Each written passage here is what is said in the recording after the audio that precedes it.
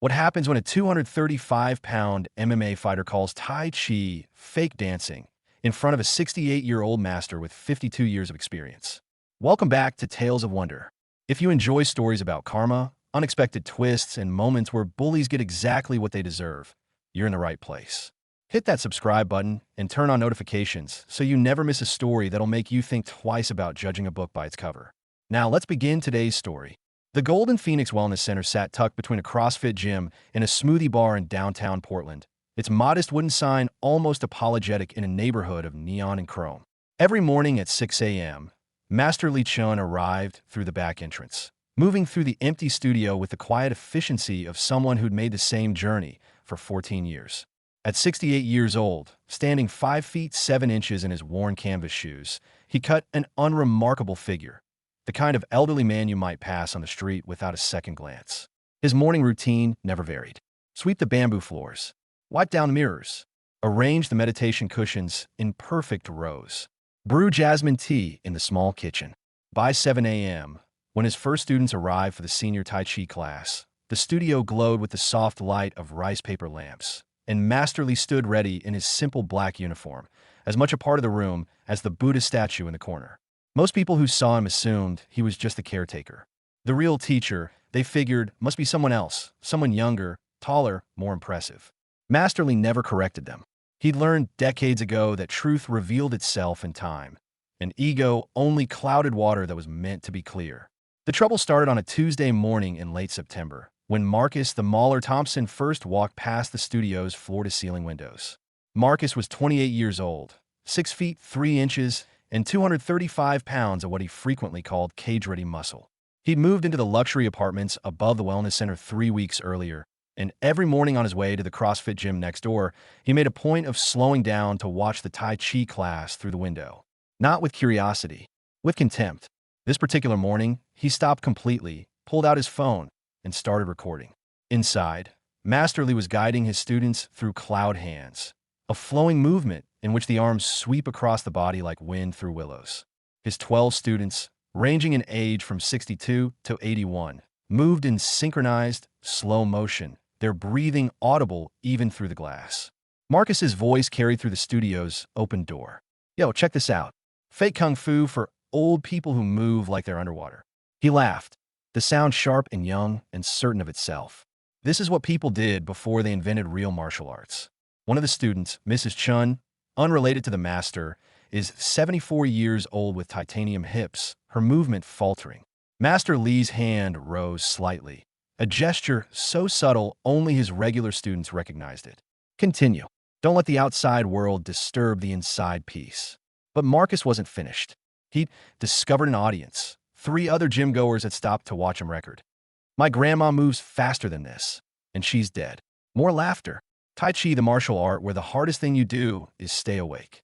For 52 years, Master Lee had practiced Tai Chi. He'd begun at 16 in a temple outside Guangzhou, studying under Master Wu Yinxia, who had studied under one of Yang Qingfu's direct disciples.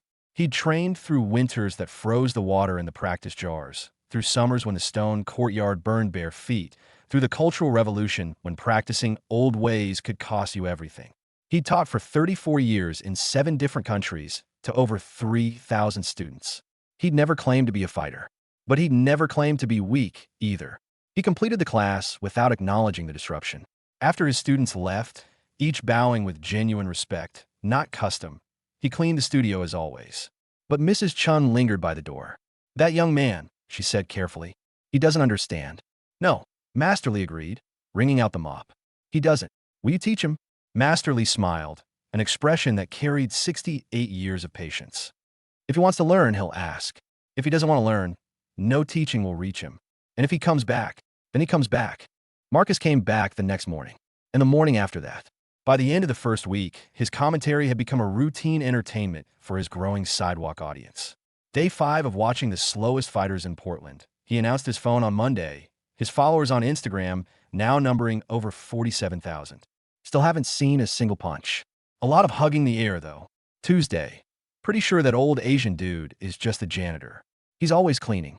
Probably tells people he's a master to make himself feel better. Wednesday. I asked ChatGPT if Tai Chi works in a real fight. Even the AI laughed. Master Lee heard every word. The studio's door remained open during warm months, and sound carried. His students grew increasingly uncomfortable. Several suggested closing the door. One proposed calling building security. Another wanted to confront Marcus directly. "We do nothing," Master Lee said simply. "He's entitled to his opinion. We're entitled to our practice." "But Sherfu," protested David Park, 67, a former accountant who'd been studying for 6 years. "He's disrespecting not just you, but the entire art." "The art needs no defense," Master Lee replied. "Truth requires no protection from lies. Water doesn't argue with stone. It simply moves around it. But water, given enough time, could also wear stone down." By week 2, Marcus had escalated from commentary to interaction. He started timing his gym sessions to end right when the Tai Chi class finished, positioning himself outside the door as elderly students filed out. "How many calories do you think you burned today?" he asked Mr. Peterson, 71, who'd survived 2 heart attacks and credited Tai Chi with saving his life. "Like 15, to Mrs. Rodriguez, 69, who'd regained her balance after a stroke. "You know they have real martial arts classes at the gym next door, right? In case you ever want to learn actual self-defense." The students said nothing, as Master Lee had instructed, but their silence only seemed to encourage Marcus. Week 3 brought physical escalation. On a Thursday morning, Marcus didn't just watch. He entered. He walked straight through the middle of the class during tree posture meditation, when all 12 students stood on one leg in perfect stillness. "Oops, sorry," he said, "not sorry at all. Didn't see you guys there. You were so still, I thought you were furniture." Master Lee, who'd been standing at the front in the same posture, left leg rooted, right knee raised, arms curved like branches, didn't move. Didn't speak. Didn't open his eyes. Marcus circled him, phone out, recording. "This is the janitor master guy. Check out this intense fighting stance. Really scary stuff." He waved his hand in front of Master Lee's face. "Nothing. Dude's probably asleep, standing up." Then Marcus made his mistake. He pushed Master Lee's shoulder. Not hard, just a testing shove, the kind designed to provoke without crossing into obvious assault. "Joe, Grandpa, you awakened there." Master Lee's eyes opened. They weren't angry. They weren't afraid. They were simply present, clear and dark, and absolutely calm. "Yes," he said quietly. "I'm awake." "Then maybe move when people are walking through," Marcus said, stepping closer, using his height. "Or is shuffling around the only speed you know?" The students had stopped their practice. The air in the studio had changed, not heated, but compressed, like the moment before a storm. Master Lee stepped down from his posture, lowered his arms, stood in a natural stance that somehow made him seem more grounded than Marcus, despite being 8 inches shorter and 85 pounds lighter. "You think Tai Chi is fake," Master Lee said. It wasn't a question. "I know it's fake," Marcus replied. "No offense, old man, but everything you teach is useless. I've been fighting in the cage for 7 years. I've got a 12-3 record. I know what real combat looks like, and it's not, whatever this is." "You've tested your art," Master Lee observed. "That's good. Without testing, we only have theory." Marcus blinked, momentarily thrown by the lack of defensiveness. "Exactly. And your students?" He gestured around the room. "When was the last time any of them tested anything except their blood pressure?" "Would you like to test it?" Master Lee asked. The room went silent. "What? Tai Chi, you think it's fake. I think it's effective. Would you like to test which of us is correct?" Marcus's grin spread slowly. "Old man, I don't fight senior citizens. I'd get arrested." "We don't have to fight," Master Lee said. "Just push hands. Traditional Tai Chi exercise. You try to push me off balance. I try to push you off balance. The first person whose foot moves loses. Simple. Safe." He paused. "Unless you're worried?" The hook was set. Marcus couldn't refuse without losing face in front of his phone, his followers, and the dozen elderly witnesses. "Fine," he said. "Let's do this fake kung fu stuff. But when I embarrass you, you admit on camera that Tai Chi is useless." "Deal." "Deal," Master Lee agreed. "And when you lose, you apologize to my students and spend 1 week taking my class seriously. To understand what you've been mocking." Marcus laughed. "You're on, old man." They faced each other in the center of the studio. Mrs. Chun had the presence of mind to start recording on her phone. She'd later say she knew she was about to witness something important. Master Lee raised his hands, palms forward, into the traditional push hands position. Marcus, who'd never actually done push hands before, mimicked the posture, obviously skeptical. The rules are simple, Master Lee explained. Our hands stay in contact. We use sensing and technique to uproot each other. Ready. Born ready, Grandpa. Their hands touched. For exactly 3 seconds, nothing happened. Marcus pressed forward with steady pressure, expecting an easy victory. Master Lee's arms compressed slightly, absorbing the force. Marcus pushed harder. Still nothing. You're stronger than you look, Marcus admitted. For an old dude. Then he committed fully, driving forward with his legs, using his weight advantage, planning to bull rush the smaller man backward. Master Lee's hands shifted, not away, but in a small circular motion, like water spiraling around a stone. Marcus's force met nothing but empty space. His momentum carried him forward into emptiness. His front foot stepped to catch his balance. He moved first. Luck, Marcus said immediately. Best 2 out of 3. Of course, Master Lee agreed. The second round lasted 5 seconds. Marcus tried to be more controlled, using technique rather than force. But every time he pressed, the pressure evaporated. When he pulled, intending to off-balance Master Lee backward, the old man somehow ended up behind his force, neutralizing it. Another involuntary step. Marcus's face had gone red. Again, the third round was different. Marcus abandoned all pretense of technique and simply grabbed Master Lee's wrists, planning to use his wrestling background to yank the old man off balance. What happened next? Mrs. Chen's video would show from 3 perfect angles. Mr. Park and David had also started recording, occurred in less than 2 seconds. The moment Marcus gripped, Master Lee's arms rotated, not pulling away, but spiraling inward in small, precise circles. The grip broke. Master Lee's right hand adhered to Marcus's leading wrist while his left hand pressed against the elbow. The pressure was minimal. The structure was perfect. Marcus's arm folded like a closing door, his own strength working against him. His body followed the collapse, turning to the side. Master Lee's hip pressed against Marcus's center of gravity, not striking, just occupying space. Marcus went down, not thrown violently, but guided to the floor with such control that he didn't even hit hard. He simply found himself sitting on the bamboo floor, looking up, with no clear idea how he'd gotten there.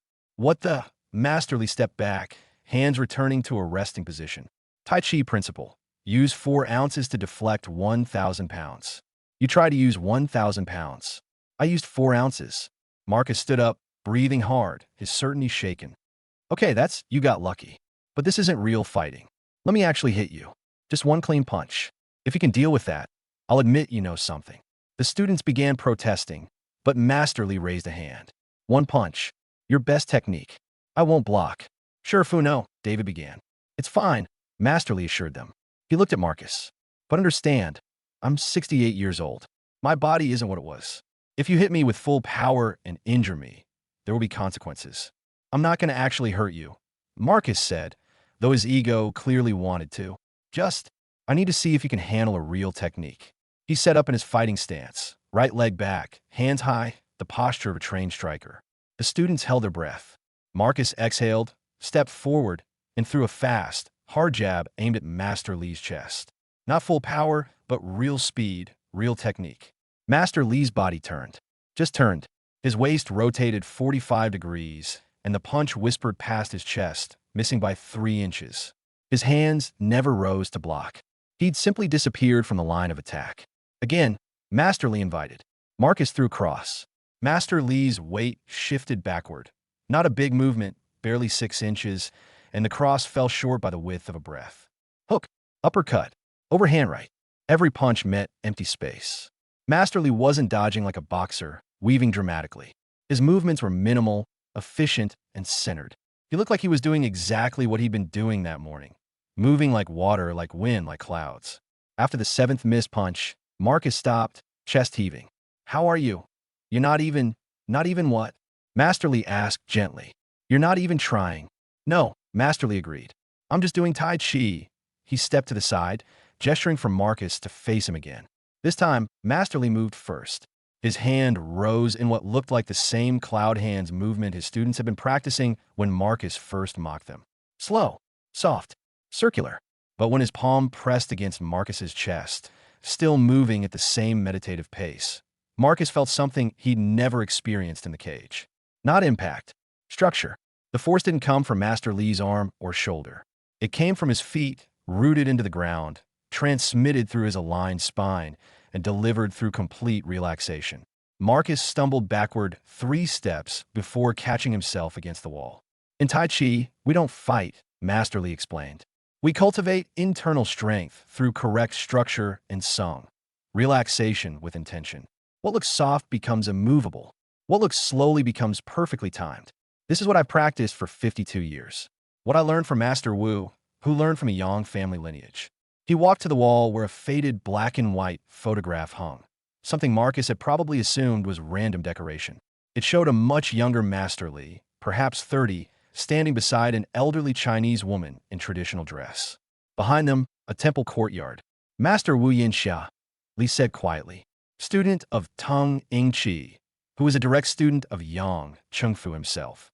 3 generations from the source of Yang-style Tai Chi. I studied with her for 14 years in Guangzhou before coming to America. She was 83 when she could still uproot men half her age. He smiled slightly. I'm not quite that skilled yet. Marcus stared at the photo, then at Master Li, then at his own hands, which were shaking slightly, not from fear but from the collapse of certainty. The movements you saw my students doing? Master Li continued. Those same movements contain the principles that just put you on the floor. Cloud hands teaches lateral neutralization. Single whip teaches spiraling force. Brush knee teaches rooting. It's all there, but it takes years to develop what looks simple. Marcus's voice had lost its edge. I thought it was just exercise. For old people, it is exercise, Master Li acknowledged. Excellent exercise. It's also a complete martial art, a meditation practice, and a health system. Like most valuable things, it serves many purposes. The video went viral within 6 hours. Mrs. Chen's nephew, who worked in social media marketing, had asked permission to post the footage. Push Hands Master Destroys MMA Fighter Without Trying hit 200,000 views by noon. By evening, 2.3 million. By the end of the week, 47 million views across various reposts and reaction videos. Marcus's Instagram following exploded, but not in the way he'd expected. His comment section is filled with questions about the old guy who made you look like a white belt and recommendations to humble yourself and actually learn something. His training partners at the CrossFit gym had seen it. His coach had seen it. His last 3 opponents had seen it and posted laughing emojis. On Friday morning, 5 days after the encounter, Marcus appeared at the Golden Phoenix Wellness Center at 6:45 a.m. He stood outside the door, watching Master Li sweep the floors, until the old man noticed him and gestured him inside. I came to apologize, Marcus said without preamble. To you, to your students. I was ignorant and disrespectful, and I made assumptions based on nothing but my own ego. Master Li nodded. Apology accepted, and I want to fulfill our agreement. 1 week of classes. Seriously. He paused. Actually, I'd like to do more than a week. If you'll have me, can you arrive at 6 a.m.? Yes. Can you move slowly when your body wants to move fast? I can try. Can you accept being the worst student in a class of people 3 times your age? Marcus smiled ruefully. Yeah, I think I need that. Master Li considered him for a long moment. Okay, you start Monday. Tuition is $120 per month. Wear comfortable clothes. Leave your ego at the door. It won't fit through anyway. Over the next 3 weeks, something remarkable happened at the Golden Phoenix Wellness Center. The viral video had brought attention. The kind of attention Marcus had always wanted, but for all the wrong reasons. Reporters called. Martial arts magazines requested interviews. YouTube channels wanted breakdowns of the technique. Master Li declined them all. I teach Tai Chi, he told everyone. That's all. If people are interested, they can come to class. They came. By October, the 7 a.m. senior class had grown from 12 to 31 students, with a waiting list. Master Li added a 5 p.m. class for working adults, then an 8 p.m. class, then weekend intensives. Marcus attended every session his schedule allowed. To his credit, he abandoned the attitude quickly when he discovered that Mrs. Chun could maintain horse stance for 12 minutes while he could barely manage 3. That Mr. Park's rooting was so solid that Marcus, using full strength, couldn't push the 155-pound accountant off balance. That this fake art required more strength, discipline, and humility than anything he'd done in the cage. The real change came during week 7. Marcus had been practicing diligently, and Master Li had just corrected his ward-off posture for the 15th time that session. Your shoulder is still rising, Li observed. The force should come from here, He touched Marcus's lower back. Not here, his shoulder. Try again. Marcus adjusted, tried to sync his energy, felt nothing like what Masterly described. I don't get it, he admitted, frustration creeping in. I'm doing exactly what you're showing me. No, Masterly said patiently. You're doing what you think I'm showing you. Different thing. He demonstrated the posture again. Watch my structure, not my shape. Feel your own center, not your muscles. Something in Marcus's face shifted, a glimpse of the same humility he'd shown after being put on the floor. Shifu, how long did it take you to really understand this stuff? Masterly smiled. I'll let you know when I do. I've been practicing 52 years. I'm still a student. That answer, more than anything else, changed Marcus. The idea that this master, who'd casually dismantled him, still considered himself a student reframed everything. Mastery wasn't a destination. It was a practice. By December, Marcus had brought 3 of his MMA training partners to the class. 2 of them stayed.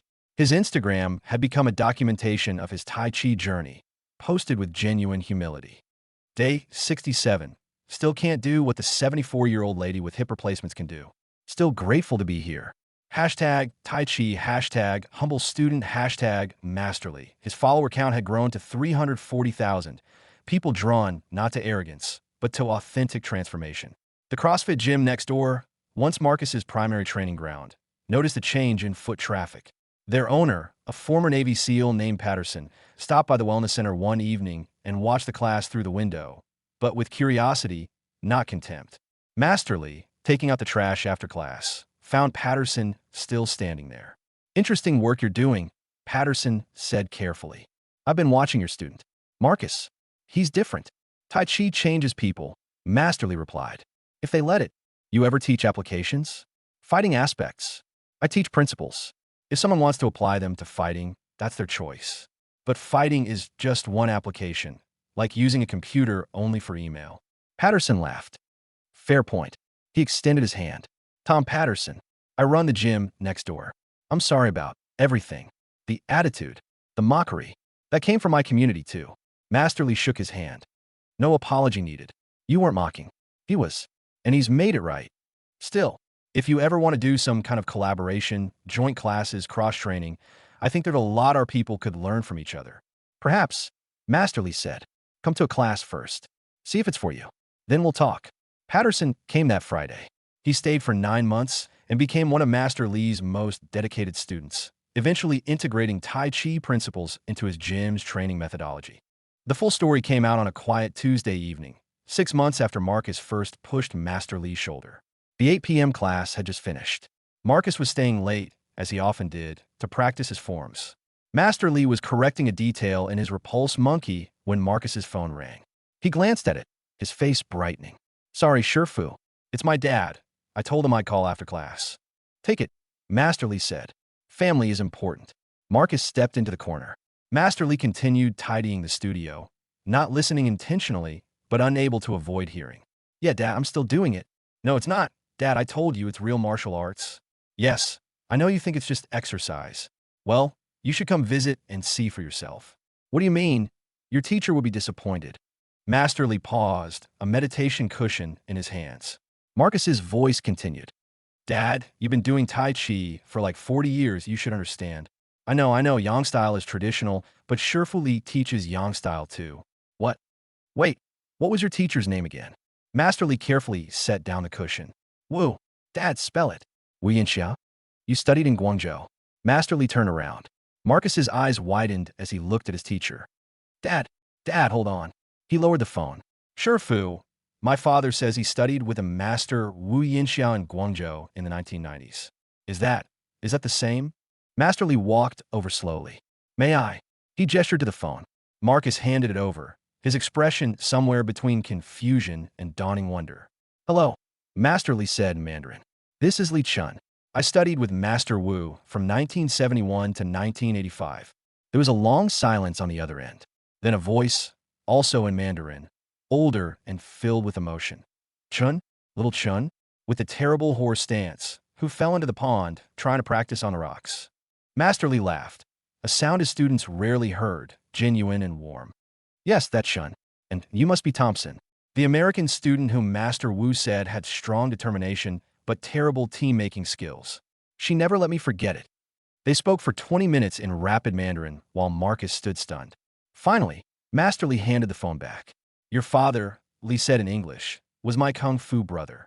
We studied together under Master Wu for 3 years before he returned to America. I lost touch with him after Master Wu passed. I didn't know he had a son. I certainly didn't know his son had found me. Marcus sank into a cross-legged position on the floor, phone hanging from his hand. My dad tried to teach me Tai Chi when I was a kid. I thought it was boring. I wanted to do MMA. We fought about it. I told him it wasn't real martial arts. We haven't practiced together in 12 years. Master Li sat down across from him, moving into full lotus with the ease of long practice. And now I understand what I threw away, Marcus said quietly. And what I found again. Through you, not through me, Master Li corrected. Through your own journey. You had to come to it yourself. If your father had forced you, you would have resented it. If I had preached to you, you have dismissed it. But you tested it, failed, learned, and chose to stay. That's real learning. He's going to visit next month, Marcus said. He wants to meet you. Wants to push hands with you, he said. Like old times. I look forward to it, Master Li replied. Though I should warn you, your father was quite skilled even then. He may give me more trouble than you did. Marcus laughed, then sobered. Sure, Fu, I posted all those videos. I mocked you in front of thousands of people. I called you a janitor.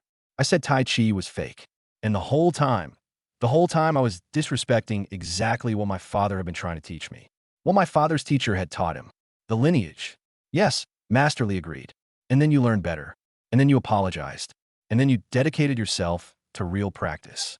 The Marcus who walked into my studio 6 months ago no longer exists. Why should I hold him accountable? But the videos are still out there. Millions of views of me being ignorant. No, Master Li corrected. Millions of views of your transformation. At the moment you discovered that certainty can be challenged and ego can be set down. Those videos don't show your failure, Marcus. They show your teachability. That's rare, valuable. That weekend, Master Li received an email from the American Tai Chi Federation. The viral video had caught their attention. They wanted to feature him in their quarterly journal to interview him about teaching methods and keeping traditional arts alive in modern America. He accepted, on one condition, that they interview Marcus alongside him as a case study in how martial arts can bridge generations and humble even the most confident practitioner.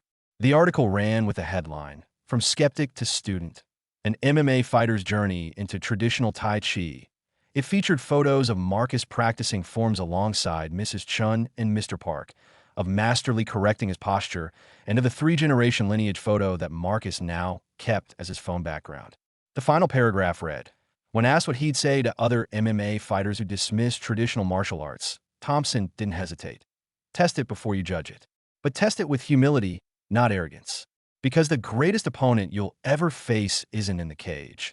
It's your own certainty that you already know everything. The article brought more students, more attention, more opportunities. Master Li turned down a reality TV show, 3 book deals, and an offer to be the technical consultant on a martial arts film. But he accepted an invitation to teach a special workshop at Marcus's father's school in San Francisco. 3 generations of students from Master Wu's lineage, some in their 80s, some in their 20s, gathered to practice together, united by a common thread of movement, philosophy, and the understanding that martial arts aren't about fighting. It's about transformation.